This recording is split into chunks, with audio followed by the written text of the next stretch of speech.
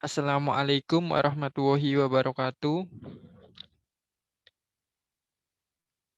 Kami dari kelompok 6 mata kuliah Interaksi Manusia dan Komputer akan mempresentasikan sebuah kerja kelompok kami, yaitu tugas IMK tentang interaksi.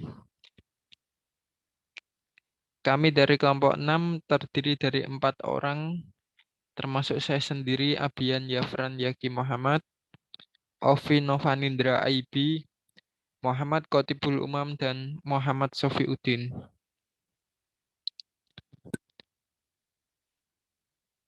Yang pertama akan saya sebutkan table all of konteksnya. Yang pertama ada model interaksi.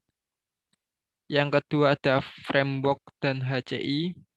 Yang ketiga ergonomis, gaya interaksi, elemen antarmuka, interaktivitas, konteks interaksi, dan pengalaman keterlibatan dan kesenangan. Materi yang pertama akan dijelaskan oleh rekan saya yang bernama Muhammad Qotibul Umam. Model interaksi. Penggunaan model interaksi dapat membantu kita untuk memahami persis apa yang terjadi dalam interaksi dan mengidentifikasi kemungkinan akar kesulitan. Mereka juga memberi kita framework atau kerangka kerja untuk membandingkan gaya interaksi yang berbeda dan untuk mempertimbangkan masalah interaksi. Syarat interaksi. Secara umum, tujuan dari sistem interaktif adalah untuk membantu pengguna dalam menyelesaikan tujuan dari beberapa domain aplikasi. Syarat yang dibutuhkan dalam interaksi adalah yang pertama adanya domain, lalu tujuan, niat, dan tugas. Sebuah domain mendefinisikan bidang keahlian dan pengetahuan dalam beberapa aktivitas dunia nyata. Tugas adalah operasi untuk memanipulasi konsep domain. Tujuan adalah keluaran yang diinginkan dari tugas yang dilakukan. Dan niat adalah tindakan tertentu yang diperlukan untuk memenuhi tujuan. Siklus eksekusi evaluasi. Eksekusi adalah perbedaan antara formulasi tindakan pengguna untuk mencapai tujuan dan tindakan yang diizinkan oleh sistem. Jika tindakan yang diizinkan oleh sistem sesuai dengan yang dimaksud oleh pengguna, interaksi akan efektif. Evaluasi adalah sejarah antara presentasi fisik keadaan sistem dan harapan pengguna. Jika pengguna dapat dengan mudah mengevaluasi presentasi dalam hal tujuannya, jurang evaluasi kecil, semakin banyak usaha yang diperlukan dari pihak pengguna untuk menginterpretasikan presentasi, semakin kurang efektif interaksi.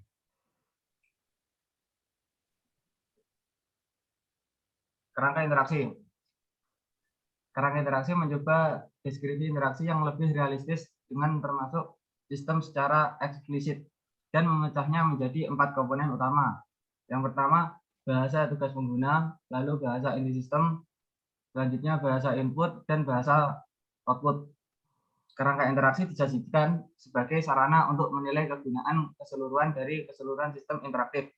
Pada kenyataannya, semua analisis yang disarankan oleh kerangka kerja tergantung pada tugas saat ini atau serangkaian tugas di mana pengguna berada. Hal ini tidak mengherankan karena hanya dalam upaya untuk melakukan tertentu tugas dalam beberapa domain yang dapat menentukan apakah alat yang digunakan sudah memadai atau belum.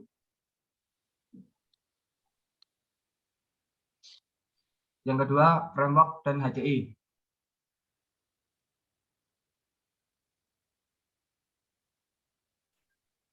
Selain menyediakan sarana untuk mendiskusikan detail interaktif tertentu, framework atau kerangka kerja memberikan dasar untuk mendiskusikan isu-isu lain yang berhubungan dengan interaksi. Secara khusus, bidang ergonomi membahas masalah interface yang mencakup input dan output, serta konteks langsung pengguna. Dialog desain dan gaya interface dapat ditempatkan terutama di sepanjang cabang input dari framework. Menangani artikulasi dan juga kinerja. Namun, dialog adalah sesuatu yang biasanya paling terkait dengan komputer dan bias ke sisi framework. Presentasi dan desain layar sangat berhubungan dengan output framework. Seluruh framework dapat ditempatkan dalam konteks sosial dan organisasi yang juga mempengaruhi interaksi. Masing-masing area ini memiliki implikasi penting untuk desain sistem interaktif dan kinerja pengguna. Untuk selanjutnya akan dijelaskan oleh Mas Abian. Yang ketiga adalah ergonomi. Ergonomi merupakan suatu bidang studi yang menangani perancangan kegiatan dan tugas yang cocok dengan kapabilitas manusia dan limitnya secara faktor kenyamanan kerja seperti kenyamanan dari segi psikologi, manajemen, tata letak ruang, dan peralatan yang mudah dijangkau bagi manusia dalam melaksanakan aktivitasnya. Fokus dari ergonomi adalah untuk mendukung efektivitas kinerja user. Ergonomi dipengaruhi oleh beberapa faktor. Yang pertama, faktor manusia atau human, yaitu perilaku, budaya, sistem kerja, dan tanggung jawab. Yang kedua, dipengaruhi oleh komputer, piranti yang terus dikembangkan untuk membantu pekerjaan manusia. Adapun software, perangkat lunak yang dikembangkan untuk menyelesaikan permasalahan manusia.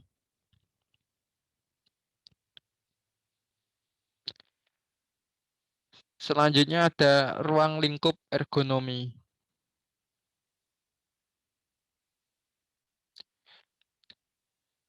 Pengaturan kontrol dan tampilan. Untuk memudahkan user dalam menangkap informasi dan menggunakan sistem, maka set kontrol dan bagian-bagian layar harus dikelompokkan secara logis.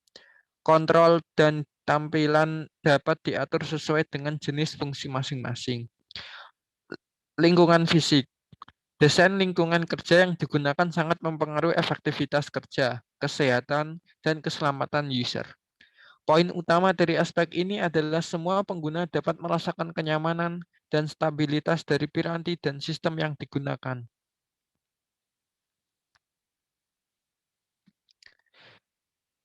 Masalah kesehatan. Sistem yang dirancang harus mengutamakan keselamatan dan kesehatan pengguna. Beberapa hal yang perlu diperhatikan antara lain, yang pertama ada fisik. User juga tidak boleh berdiri untuk waktu yang lama. Posisi tubuh user haruslah senyaman mungkin. Suhu juga harus stabil untuk menjaga kondisi fisik. Pencahayaan. Pencahayaan yang digunakan harus memadai sehingga memungkinkan user melihat layar komputer dengan nyaman dan tidak mudah lelah. Kebisingan atau keramaian. Tingkat kebisingan harus dipertahankan pada tingkat yang wajar, ataupun tidak ada kebisingan sama sekali untuk menjaga kenyamanan dan konsentrasi user. Waktu yang digunakan user harus dikontrol untuk menjaga kesehatan user. Materi selanjutnya akan dilanjutkan oleh Mas Ovi. Silakan Mas. Baik, Mas. Selanjutnya yakni lanjutan dari ruang lingkup ergonomi. Ini ada penggunaan warna. Warna yang digunakan dalam tampilan haruslah warna yang umum digunakan agar tidak membuat user salah persepsi. Yang selanjutnya adalah ergonomi dan HCI. Ergonomi membantu menemukan kendala pada perancangan sistem yang dilakukan dalam HCI dan membuat standar pedoman yang spesifik. Ergonomi secara umum digunakan sebagai standarisasi desain perangkat keras. Konteks yang keempat yakni adalah gaya interaksi. Ada interface baris perintah. Gaya ini adalah gaya dialog interaktif pertama yang digunakan. Interaksi ini berupa sinteks khusus yang digunakan untuk memberi perintah komputer. Antar muka, command line sangat luas karena langsung ke fungsionalitas sistem. Interaksi gaya ini masih digunakan seperti ada pada command prompt Windows. Ini adalah menu. Interface ini menggunakan kumpulan opsi yang dapat dipilih oleh user. Opsi ini dapat dipilih menggunakan mouse ataupun tombol numerik. Pada interaksi ini, user tidak dapat memberi perintah keluar dari opsi yang ditampilkan. Interaksi ini biasanya digunakan dalam mesin ATM. Selanjutnya yakni adalah dialog tanya jawab dan query. Dialog tanya jawab adalah mekanisme sederhana untuk memberikan input ke dalam aplikasi dalam domain tertentu. User ditanya serangkaian pertanyaan yang memiliki tanggapan ya atau tidak, pilihan ganda, atau kode. Misalnya adalah kuesioner web. Di sisi lain, query adalah bahasa yang digunakan untuk mengambil informasi dari database. Query biasanya mengharuskan user untuk menentukan atribut-atribut untuk mencari database. Selanjutnya adalah isi formulir dan spreadsheet. Interface pengisian formulir digunakan untuk entry data, namun juga dapat digunakan dalam aplikasi pengambilan data. User memasukkan data dari formulir ke dalam aplikasi yang digunakan untuk mengolah data. Gaya dialog ini berguna untuk aplikasi entry data karena mudah dipelajari dan digunakan untuk pemula. Spreadsheet adalah variasi pengisian formulir dengan teknologi yang canggih. Rumus dalam spreadsheet dapat melibatkan nilai sel lain dan berbagai operasi lainnya. Ya, selanjutnya adalah interface WIM. WIM adalah singkatan dari Windows, ikon, menu, dan pointer, dan merupakan gaya antarmuka default untuk sebagian besar sistem komputer.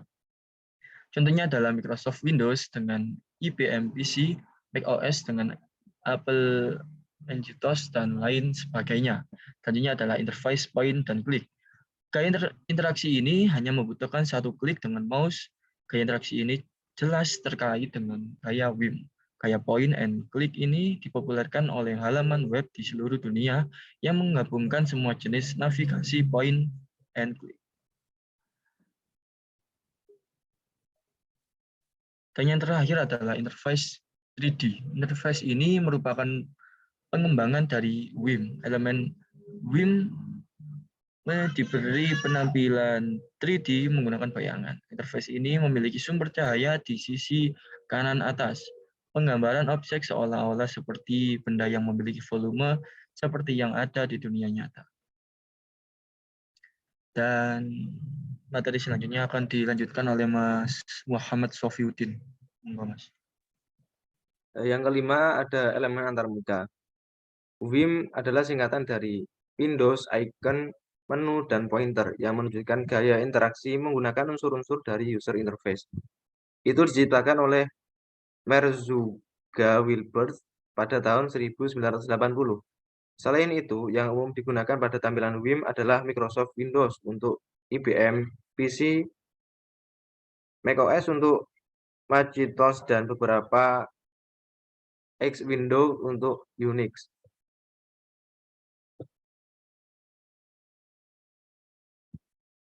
Yang pertama, window. Window adalah area layar yang bertindak seolah-olah itu adalah terminal independen dalam hak mereka sendiri. Sebuah window biasanya dapat berisi teks ataupun grafik dan dapat dipindahkan atau diubah ukurannya ataupun ditutup. Kemudian icon. Icon adalah gambar kecil untuk mempresentasikan jendela yang tertutup. Dengan menggunakan icon banyak pada saat bersamaan sehingga lebih menghemat tempat. Icon dapat mempresentasikan aspek lain dari sebuah sistem. Misalnya, icon bergambar tong sampah itu untuk menampung file-file yang sudah tidak diinginkan atau berbagai disk, program, atau fungsi yang dapat diakses oleh pengguna. Kemudian ada menu. Menu mempresentasikan pilihan dari sekelompok operasi yang dapat diberikan oleh sistem pada saat tertentu. Main menu dapat dilihat oleh pengguna sepanjang waktu. Penyusunan item-item di dalam menu berdasarkan tingkat kepentingan informasi, frekuensi pengguna, dan fungsi saling bertolak belakang harus berjauhan untuk menghindari adanya kesalahan. Pull down menu adalah menu yang ditampilkan secara vertikal ke bawah dengan menggerakkan pointer ke menu yang diinginkan dan mengkliknya. Fold down menu mirip dengan pull down menu, hanya saja menunya secara otomatis muncul pada saat pointer mouse berada di atas menu tersebut, tanpa harus mengkliknya. Kemudian ada pointer. Pointer adalah komponen penting dari antarmuka WIM, karena interaksi gaya yang dibutuhkan oleh WIM sangat bergantung pada menunjuk dan memilih hal-hal seperti icon. Pointer juga digunakan sebagai suatu cara untuk mempresentasikan interaksi yang nyata antara manusia dan komputer. Kursor pointer yang berada berfungsi untuk menunjukkan fungsi yang berbeda pula. Contoh, kursor pointer dalam keadaan normal bergambar anak panah berubah menjadi jam pasir untuk penampilan bahwa sistem sedang sibuk membaca file.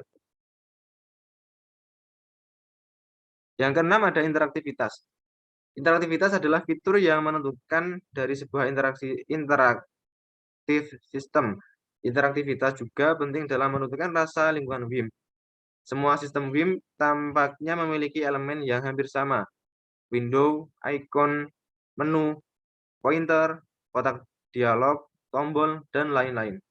Namun, perilaku yang tepat dari elemen-elemen ini berbeda baik dalam satu lingkungan maupun antar lingkungan. Sebagai contoh, kita telah membahas perbedaan perilaku menu pull down dan fold down. Ini terlihat sama, tetapi menu fold down lebih mudah dipanggil secara tidak sengaja dan tidak mengherankan lingkungan windowing yang menggunakannya sebagian besar telah jatuh ke dalam tidak digunakan. Faktanya, menu adalah perbedaan utama antara macOS dan Microsoft lingkungan Windows. Di macOS,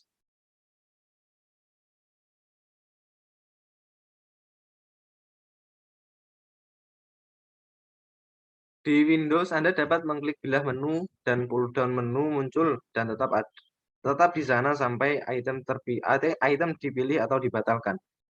Interaktivitas juga penting dalam menangani kesalahan. Cara untuk menangani kesalahan adalah memastikan bahwa pengguna atau sistem dapat mengetahui kapan kesalahan telah terjadi. Jika pengguna dapat mendeteksi kesalahan, maka mereka dapat memperbaikinya.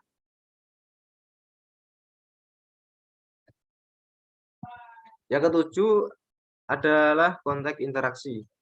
Interaksi antara user dan sistem sangat dipengaruhi oleh desain antarmuka sistem. Selain itu, ada beberapa faktor lingkungan yang ikut serta mempengaruhi interaksi antara manusia dan sistem. Yang pertama, kehadiran orang lain dalam lingkungan kerja mempengaruhi kinerja pekerja dalam tugas apapun. Dalam kasus dengan rekan-rekan, persaingan meningkatkan kinerja setidaknya untuk tugas yang diketahui.